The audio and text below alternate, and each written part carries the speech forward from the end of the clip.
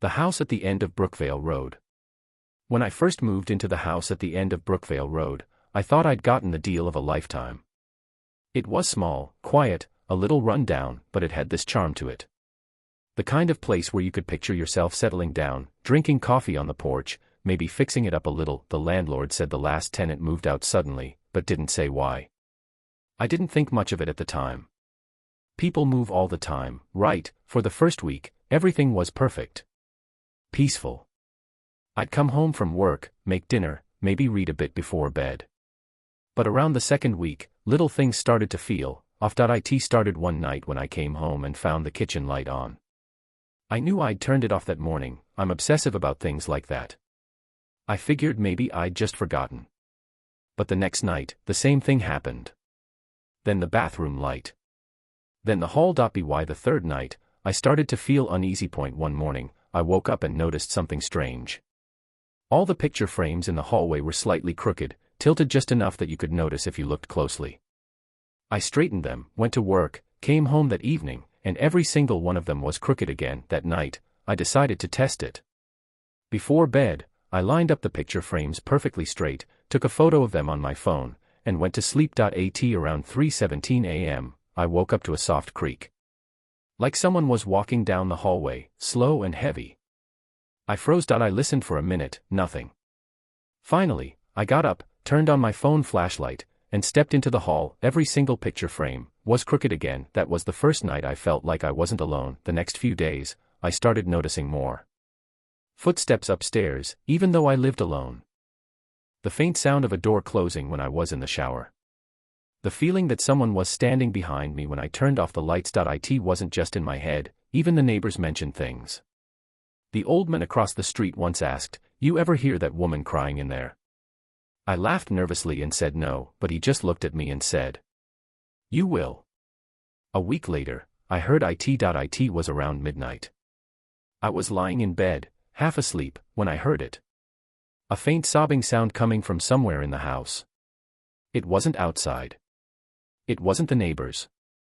It was inside. I followed it, down the hallway, past the crooked pictures, toward the basement door.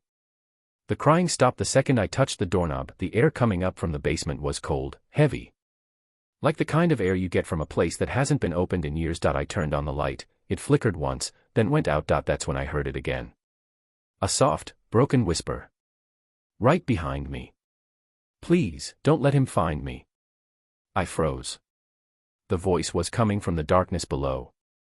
Every hair on my neck stood up. I slammed the basement door and didn't open it again for a week. I told myself I was imagining things.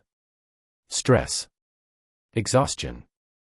But one night, I woke up to the sound of scratching. Soft at first, then louder. Coming from under my bed. I leaned over the side, phone light shaking in my hand, and saw long, dark scratch marks on the floorboards. Fresh ones. The next morning, I decided to check the basement again, this time in daylight. The smell hit me first. Damp wood, mold, and something metallic. The floor was covered in old, torn newspapers.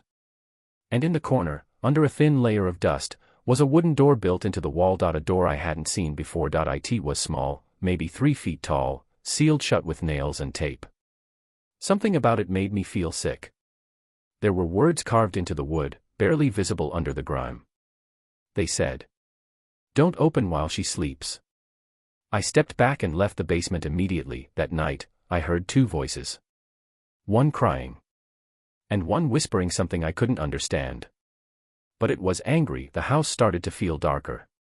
Even during the day, it felt like someone was watching from the corners, just out of sight. I started staying at friends' places, avoiding home as much as I could. But one night, I had to go back. I'd left my work laptop there. When I walked in, everything was silent. Too silent. I went to grab the laptop and get out. As I turned to leave, I heard a single knock from the basement door. Then another. Then another. 3 slow knocks, and a whisper. "Please, don't let him find me." I ran. The next day, I called the landlord and demanded to know what happened in that house. He hesitated, then told me the truth. 10 years ago, a woman and her daughter lived there. The husband, the girl's father, was abusive. One night, he broke in after being kicked out. The mother hid her daughter in the basement, behind that little wooden door. When the police arrived, both parents were dead. But the little girl was never found. I moved out that same day. But sometimes, when I drive past that house at night, I can still see a faint light flickering in the basement window. And sometimes, if I stop and listen, I can still hear her crying.